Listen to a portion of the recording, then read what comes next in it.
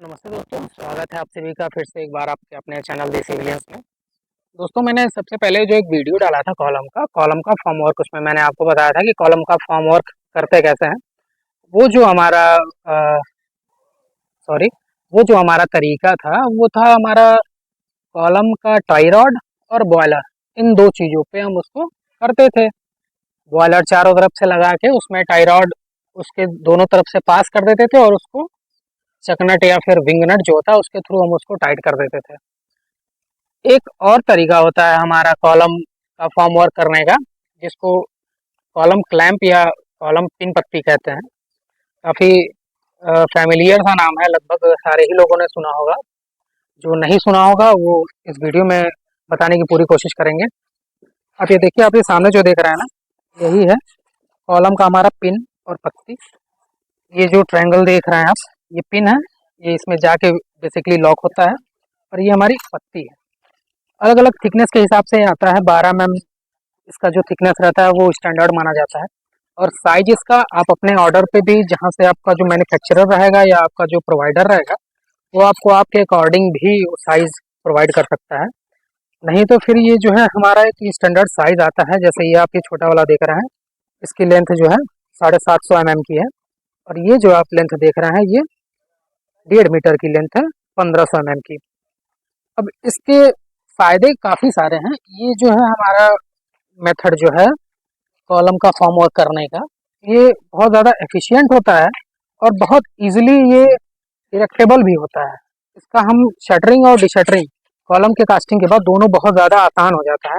कैसे हो जाता है, कॉलम आपको दिखाते हैं, आपको समझ में आएगा। जैसे ये सारे कॉलम्स वगैरह इसी मेथड से कास्टेड हैं। ये सामने हमारा लगा हुआ है सारा कॉलम, आप ये देखिए,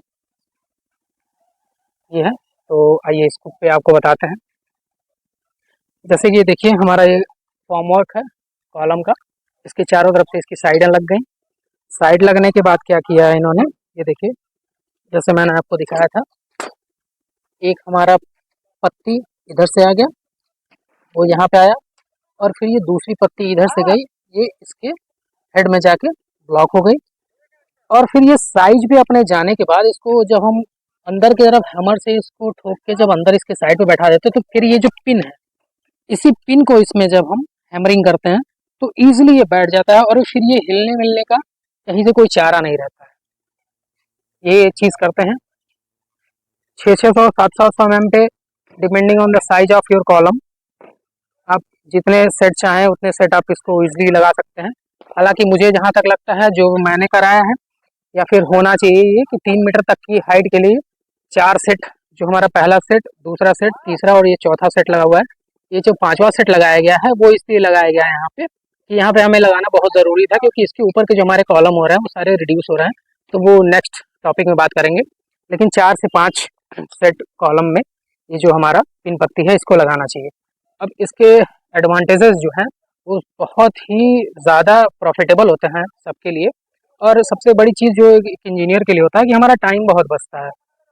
इसमें क्या है ना, एक नॉर्मल फॉर्म वर्क जो होता है हमारा, जिसमें हम अपना कन्वेंशनल जो तरीका है बॉयलर और टाई रॉड और रिंग नट यूज़ करेंगे, उसके अपेक्षा इसमें 1/4 टाइम लगता है। इसको अगर इस बेस पे अगर करना हो, हमें कॉलम के पिन पत्ती से अगर हमको कॉलम इरेक्ट करना हो, जैसे आप ये देख रहे हैं, एक कॉलम ये रेडी है, एक ये रेडी है, 2 3 4 5 6 और ये 7 8, 8 कॉलम ये रेडी हुए हैं।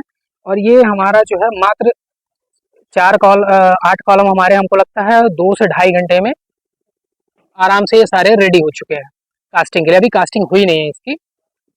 तो लेकिन अगर यही चीज़ अगर हम अपने टाइरॉड और बॉयलर के थ्रू करते हैं ना, तो ये 8 कॉलम करने में पूरा दिन जाता है आराम से, क्योंकि वो थोड़ा सा टफ टास्क हो जाता है। और उसमें और इसमें जो सबसे बड़ा डिफरेंस है वो ये है कि कॉलम का जब हम कंक्रीटिंग के टाइम जब हम वाइब्रेटर यूज़ करते हैं, तो टाइरॉड और अपने विंगनट के बीच में जो हमारा बॉन्ड होता है ना, जो उस पे विंगनट हमारा चढ़ा होता है टाइरॉड पे, उसके फेल होने के चांसेस रहते हैं अगर वाइब्रेटर वगैरह ज़्यादा यूज़ हो गया, या फिर वाइब्रेटर अगर टाइरॉड पे अगर टच करता है किनारे में, तो फिर उस पे उसको ढीला कर देता है, और फिर वही कॉलम में हमारे बल्जिंग वगैरह भी आ जाती है। ये सारे प्रॉब्लम्स होते हैं, लेकिन इसमें ऐसा कुछ नहीं होता है। कास्टिंग कंप्लीट होने के बाद एक सिंगल लेबर भी आपका इसको आराम से 5 मिनट के अंदर ये पूरा कॉलम हमारा डिशटरिंग कर सकता है। इसमें करना भी कुछ नहीं रहता है। कॉलम कास्ट होने के बाद एक एक हैमर इन सारे पिन्स पे मारने हैं। पिन जैसे रिमूव हुआ फिर आप इसको हैमरिंग करके सारे इसके पत्ती निकाल सकते हैं।